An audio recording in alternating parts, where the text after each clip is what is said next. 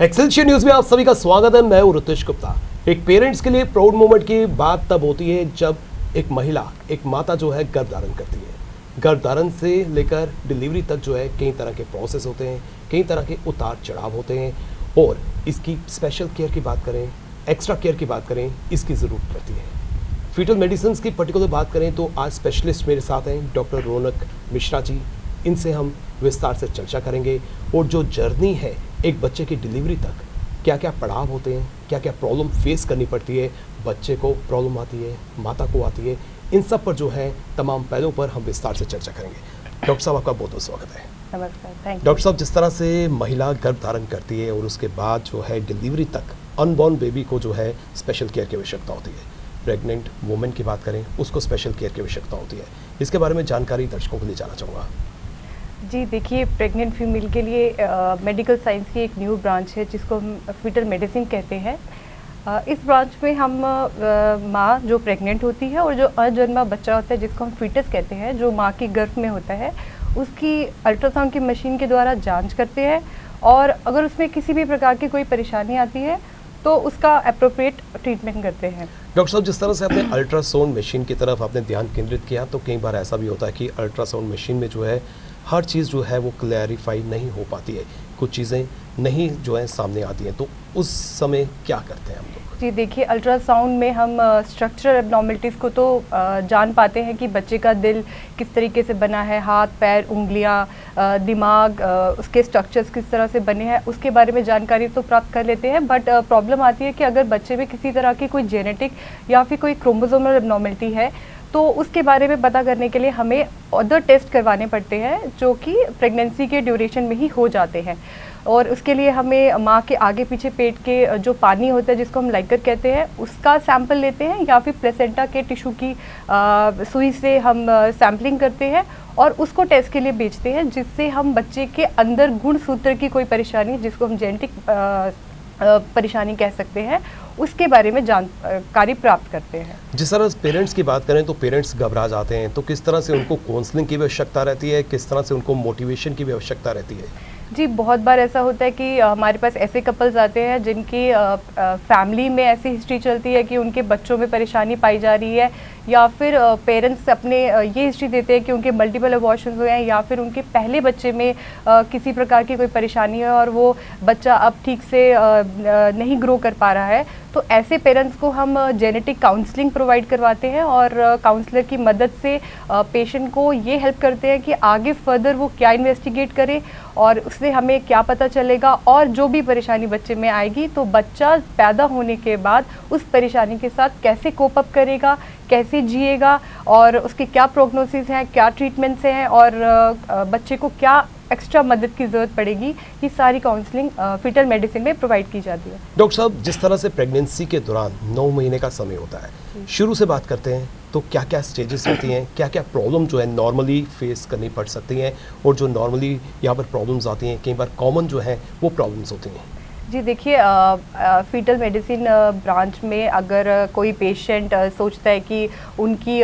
पहली प्रेगनेंसी में कोई परेशानी थी या वो न्यू कपल, मैरिड कपल है और वो प्रेगनेंसी प्लान कर रहे हैं और अगर वो चाहते हैं कि वो पहले से ही अपनी जांच करवाएं और किसी भी बच्चे में कोई भी परेशानी को पहले से ही जानना चाहते हैं तो वो प्रेगनेंसी प्लान करने के समय पे ही हमें कंसल्ट कर सकते हैं और उसके बाद या फिर वो जब प्रेगनेंसी उनकी शुरू होती है, शुरुआती महीने की होती है, तो वो हमारे पास आ सकते हैं। तो हम इसमें क्या करते हैं कि जो शुरुआत की प्रेगनेंसी होती है उसमें हम सबसे पहले जो वाइबिलिटी स्कैन करते हैं, डेटिंग स्कैन करते हैं,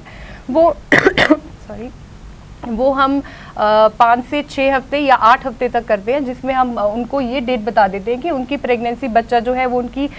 LMP जो कि उनकी पीरियड्स की डेट थी उसके साथ मैच कर रहा है कि नहीं, प्रेगनेंसी बच्चेदानी में ही है या ट्यूब में तो नहीं है और बच्चे की दिल की धड़कन आ गई है कि नहीं। उसके बाद प्रेग्नेंट फीमेल का सेकंड स्कैन जो होता है वो 3 महीने के आसपास होता है, 11 से 13 हफ्ते में। उसमें हम क्रोमोसोमल एब्नॉर्मलिटीज़ के सॉफ्ट मार्कर्स को रूल आउट करते हैं, जैसे कि बच्चे की नाक की हड्डी और उसके पीछे की गर्दन के पीछे की थिकनेस को हम जांचते हैं, जो कि डाउन जो मोस्ट कॉमन क्रोमोसोमल एब्नॉर्मलिटी है उसको रूल आउट करना बहुत इंपॉर्टेंट होता है। और इसके साथ साथ हम बच्चे की दिल की धड़कन और उसके स्ट्रक्चर्स जो भी उस टाइम पे बन जाते हैं उनको देखते हैं। उसके बाद अगला स्कैन हम 5 महीने के आसपास करते हैं, जिसको हम एनामली या जेनेटिक सोनोग्राम कहते हैं। इस 5 महीने के समय तक बच्चे के ज़्यादातर ऑर्गन्स डेवलप हो चुके होते हैं। तो ये स्कैन एक बहुत महत्वपूर्ण स्कैन है। अगर कोई भी कपल अपना अल्ट्रासाउंड मिस कर रहा है तो मेरा ये सजेशन रहेगा कि आप प्लीज़ 5 महीने का जो अपना एनोमली स्कैन है वो ज़रूर करवाइए, क्योंकि उसमें हम ये जान पाएंगे कि बच्चे के जो जितने भी स्ट्रक्चर्स हैं वो नॉर्मल बन गए हैं टाइम के साथ, और अगर नहीं बने हैं तो उनमें क्या प्रॉब्लम है। और वही एक टाइम है जब हम ये डिसाइड कर सकते हैं कि प्रेगनेंसी को आगे लेके जाना चाहिए या हम यहाँ पे प्रेगनेंसी को डिसकंटिन्यू करना का सजेशन दे रहे हैं। उसके बाद जो अगला स्कैन होता है वो 7वें महीने पे होता है और वो डॉपलर स्टडी कहलाता है, जिसमें हम बच्चे के आगे पीछे जो पानी होता है, बच्चे की ग्रोथ और उसकी ब्लड सप्लाई को चेक करते हैं। और बच्चे के आगे पीछे, गले के आगे पीछे कोई नाड़ तो नहीं है, और प्लेसेंटा की लोकेशन क्या है वो नीचे तो नहीं है। कई बार प्लेसेंटा प्रेविया में क्या होता है कि अर्ली प्रेगनेंसी या फिर पेशेंट जो है वो ब्लीड करके प्रेजेंट होती है। तो ये अल्ट्रासाउंड बहुत इम्पॉर्टेंट हैं। जो 4 अल्ट्रासाउंड्स हैं इनको करवाना बहुत ज़रूरी है, और हर प्रेग्नेंट पेशेंट को, फीमेल को अपने ये 4 स्कैन ज़रूर करवाने चाहिए, ताकि वो ये इंश्योर कर सके कि जो भी बेबी उसके ज़िंदगी में, उसके परिवार में आ रहा है, वो हेल्दी बेबी है। बिल्कुल, बेबी हेल्दी होना चाहिए। तो कई बार जो है प्रेगनेंसी में हमने देखा कि हाई रिस्क हो जाता है, कई तरह की बीमारियां जो है, इन्फेक्शंस की बात करें या फिर अन्य बीमारियों की बात करें, कई बार जो है फीमेल उसकी गिरफ्त में आ जाती है। तो ऐसी सिचुएशन में क्या करना चाहिए ताकि बच्चा जो है वो सेफ रहे? जी देखिए, बहुत सारी परेशानियां प्रेगनेंसी में आ जाती हैं, जैसे कि आपने बोला इन्फेक्शन, जो कि बहुत कॉमन है, जिसे हम टॉर्च इन्फेक्शन कहते हैं। तो वैसे हर प्रेगनेंसी में टॉर्च के स्क्रीनिंग की ज़रूरत नहीं होती, बट हम अल्ट्रासाउंड के द्वारा ये देखते हैं कि बच्चे का कोई भी जो अंग है उसमें हमें किसी तरह की कोई कैल्सिफिकेशन, जैसे कि हिपैटिक या ब्रेन में या लिवर में कोई कैल्सिफिकेशन तो नहीं आ रही, बच्चे के आगे पीछे का जो पानी है वो कम तो नहीं है, बच्चा IUGR तो नहीं है, जैसे ग्रोथ रिटार्डेड तो नहीं है, उसका वजन समय के साथ जितना होना चाहिए उतना है। ये सारे मार्कर्स को हम अल्ट्रासाउंड की मदद से देखते हैं, और अगर हमें लगता है कि बच्चे में इस तरह की कोई इन्फेक्शन के चांसेस या मदर में कोई लग रहे हैं, जैसे मदर अपनी हिस्ट्री देती है कि प्रेगनेंसी के ड्यूरिंग शी हैड फीवर, उसको बुखार हो गया या फिर उसको रैशेस आ गए हैं, तो उस टाइम पे हम मदर की टॉर्च प्रोफाइल जांच करवाते हैं। और अगर हमें लगता है कि मदर पॉजिटिव आई है टॉर्च में, तो हम अम्यूनोसेंटेसिस, जो कि बच्चे के आगे पीछे का पानी है, इसको निकाल के PCR के लिए बेचते हैं, जिससे हम भी कंफर्म कर सकें जो बच्चा आ रहा है वो भी माँ की तरह इन्फेक्शन की गिरफ्त में आया है, कि वो अभी ठीक है। बिल्कुल। तो डॉक्टर साहब, जिस तरह से बच्चे की अगर डेवलपमेंट की बात करें, ग्रोथ की बात करें, अगर कहीं ना कहीं जो है कमी नज़र आती है, तो क्या प्रोसेस है ट्रीटमेंट का, और क्या पॉसिबल है कि उसके जितने भी ऑर्गन्स हैं प्रॉपर्ली जो है आफ्टर ट्रीटमेंट ग्रो हो जाएंगे? देखिए, जैसे कि हम कह सकते हैं कि जैसे बच्चा IUGR है, उसके आगे पीछे का पानी कम है, तो हम माँ के पेट में ही पानी को एमनियो इन्फ्यूजन करके वो पानी को प्रोवाइड करा सकते हैं, क्योंकि बच्चे के आगे पीछे के पानी से ही बच्चे को न्यूट्रिशन मिलती है, मूवमेंट के लिए जगह मिलती है और ग्रोथ के लिए जगह मिलती है। और दूसरी चीज़ ये है कि अगर हमें लगता है कि बच्चा एनीमिक है, जैसे कि माँ का अगर ब्लड ग्रुप नेगेटिव है और बच्चा पॉजिटिव है, तो कई बार बच्चे में एनीमिया पाया जाता है। तो इस समय हम कॉर्डोसेंटेसिस करके बच्चे में ब्लड ट्रांसफ्यूजन गर्भ में ही प्रोवाइड करवा देते हैं, जिससे बच्चे के आगे जो जीवन है और जो आगे का प्रोग्नोसिस है वो बेटर हो जाता है। तो ऐसे बहुत सी अब हमारे फेटल मेडिसिन में ऐसे बहुत से इलाज आगे हैं जो हम बच्चे के पैदा होने से पहले ही उनको पेट में प्रोवाइड करवा देते हैं, और जिससे एक हेल्दी बेबी को हम जन्म दे सकते हैं। कई बार ऐसी सिचुएशन भी आती है कि बच्चा जो है उसकी डिलीवरी का समय आ जाता है, हालांकि अगर 9th मंथ का टाइम है तो पहले ही जो है कुछ ऐसी सिचुएशंस ऐसी क्रिएट हो जाती हैं कि प्री मैच्योर जो है वो बेबी, उसकी डिलीवरी हो रही है। तो उसके बाद जिस तरह से प्री मैच्योर बेबी का जन्म होता है, तो वो कई तरह की बीमारियों से हम कह सकते हैं कि नॉर्मल बेबी से जो है वो गिरफ्त में रहता है, जल्दी जो है वो एटमॉस्फेयर को जो है कैप्चर नहीं कर पाता है, और उसमें कई तरह की बीमारियाँ जो है आसानी से आ जाती हैं। जी बिल्कुल, हमारी ये कोशिश होती है कि हम प्रेगनेंसी को जितना भी आगे बढ़ा सकें, क्योंकि देखिए बच्चे का जितना जल्दी वो पैदा होता है, एक दिन जल्दी भी पैदा होता है तो उसको माना जाता है कि उसका नीकू का नियोनाटोलॉजी ICU का जो स्टे है वो बढ़ जाता है। तो हमारा ये कोशिश होती है कि बच्चे को हम पूरी गर्भ में पूरी चीज़ें प्रोवाइड कराएं, जिससे उसकी प्रेगनेंसी वो पूरे टर्म में पैदा हो। और अगर ऐसा बच्चा हमें लगता है कि प्रीमेच्योर पैदा होने वाला है, तो हम उसमें जैसे बच्चे के लंग मैच्योरिटी के लिए दवाई पहले ही दे देते हैं, और प्रेगनेंसी को रोकने के लिए हम मदर को दवाइयाँ प्रोवाइड करवाते हैं, जिससे मदर अपने टाइम पे ही बच्चे को प्रॉपरली मैच्योर होकर डिलीवर करे। डॉक्टर साहब, मैं आपसे ये भी जानना चाहता हूँ दर्शकों के लिए कि प्रेगनेंसी के दौरान और बच्चे की ग्रोथ, जिस तरह से अनबॉर्न बेबी है, उसके लिए कौन कौन से टेस्ट जो हैं वो इम्पॉर्टेंट है। और कई बार हमने देखा है कि जम्मू में जिस तरह से यहाँ पर जो है कुछ टेस्ट नहीं करवाते हैं, उन्हें बाहर जो है जाना पड़ता है, और प्रेग्नेंट वुमेन के लिए जो है ट्रैवल करना जो है इतना ईजी नहीं है।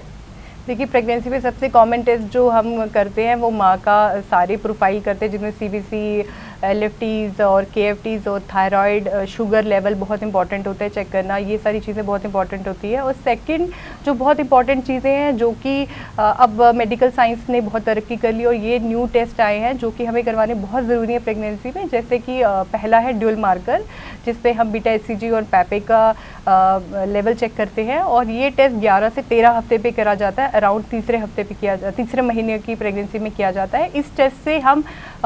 3 बहुत इंपॉर्टेंट क्रोमोसोमल एबनॉर्मलिटी, जिससे डाउन, ट्राइसोमी 13 और 18 और XY क्रोमोसोम की एबनॉर्मलिटीज़ को रूल आउट कर देते हैं। देखिए, डाउन सिंड्रोम बहुत कॉमन है, जो कि 700 से कहते हैं 1000, अब पहले 1000 अब 700 में से एक बच्चे को पाया जा रहा है। तो इस एबनॉर्मलिटी को, इस क्रोमोसोमल एबनॉर्मलिटी की स्क्रीनिंग बहुत इंपॉर्टेंट है, जो कि हर प्रेग्नेंट फीमेल को करवानी चाहिए। अगर आपका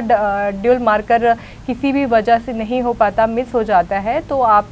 16 हफ्ते से लेकर 20 हफ्ते तक अपना क्वाड्रुपल मार्कर करवाइए। क्वाड्रुपल मार्कर में हम 4 हार्मोन्स को चेक करते हैं, जो कि अगेन बच्चे की क्रोमोसोमल एबनॉर्मलिटीज़ को रूल आउट करता है। और अगर इन टेस्ट में हमें किसी भी क्रोमोसोमल एबनॉर्मलिटी का रिस्क हाई आता है, तो हम NIPT टेस्ट करवा सकते हैं, जिसे नॉन इन्वेजिव प्रीनेटल टेस्टिंग कहते हैं। और इसकी डिटेक्शन रेट बहुत अच्छा है, 99% है, पर स्टिल इसमें भी चांसेस है कि आपका रिजल्ट फॉल्स पॉजिटिव या फॉल्स नेगेटिव आए। अगर इन टेस्ट में किसी भी तरह की कोई क्रोमोसोमल एबनॉर्मलिटी का हाई रिस्क आता है, तब हम प्रेग्नेंट फीमेल को सजेस्ट करते हैं कि वो इन्वेजिव टेस्ट करवाएं, जिसमें एम्यूनोसेंटेसिस और कोरियोविलर सैम्पलिंग आती है। इसमें हम बच्चे के आगे पीछे के पानी या फिर प्लेसेंटा के टिश्यू को लेकर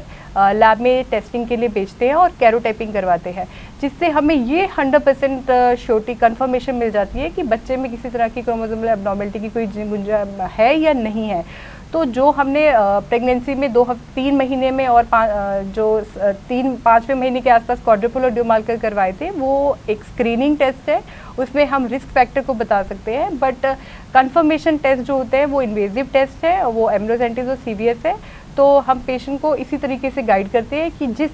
पेशेंट को जो चीज़ की ज़रूरत होती है और लगता है कि बच्चे को इस टेस्ट की इम्पोर्टेंस जो ज़रूरत है, उसी के लिए। डॉक्टर साहब, जिस तरह से नई टेक्निक्स, नई टेक्नोलॉजीज जो यहाँ पर आ रही है, और अवेयरनेस की बात करें तो हमारे जम्मू वासियों की पर्टिकुलर बात करें, पेरेंट्स की बात करें, वो जागरूक भी हैं। तो जिस तरह से अगर कुछ चीज़ों की अगर हम बात करें जिस पर मद्देनज़र रखना चाहिए, आप दर्शकों से क्या कहना चाहती हैं कि इन चीज़ों पर प्रेगनेंसी के दौरान जो है मेन फोकस करना चाहिए?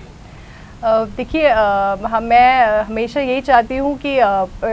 एक प्रेग्नेंट कपल जब बेबी को डिलीवर करे तो उनके पास एक हेल्दी बेबी आए, हमारा नेशन, हमारी सोसाइटी एक हेल्दी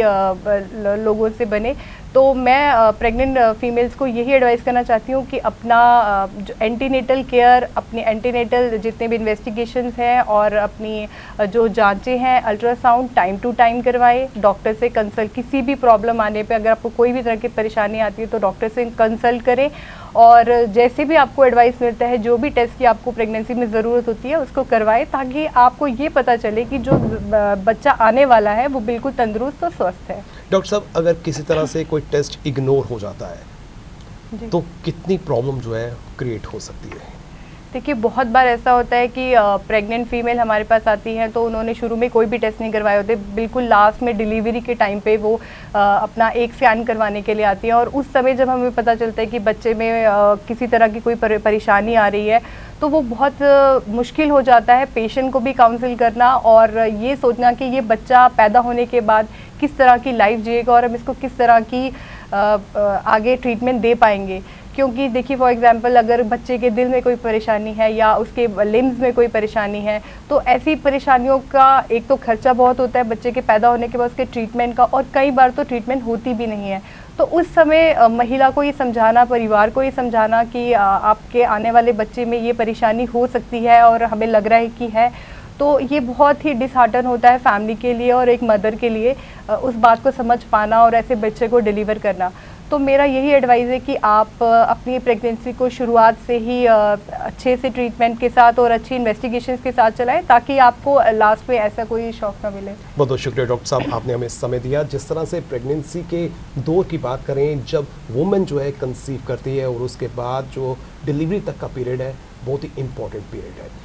इसमें जो है, जिस तरह से हमने शुरुआत में भी कहा कि केयर की आवश्यकता है, लेकिन केयर के साथ साथ जो है हमें अवेयरनेस की भी ज़रूरत है, हमें जागरूक भी होना चाहिए। और जिस तरह से यहाँ पर तमाम तरह की बीमारियाँ जो हैं वो यहाँ पर उजागर होती हैं, इसकी हमें समय समय पर जो है जांच करवानी चाहिए और समय रहते जो है इसका ट्रीटमेंट करवाना चाहिए, ताकि फीमेल जो है वो भी हेल्दी रहे और जो बेबी आ रहा है वो भी हेल्दी रहे। फिलहाल नितिन कनोत्रा और मुझे यानी कि रितेश गुप्ता को दीजिए इजाज़त और आप देखते रहें एक्सएलसी न्यूज़।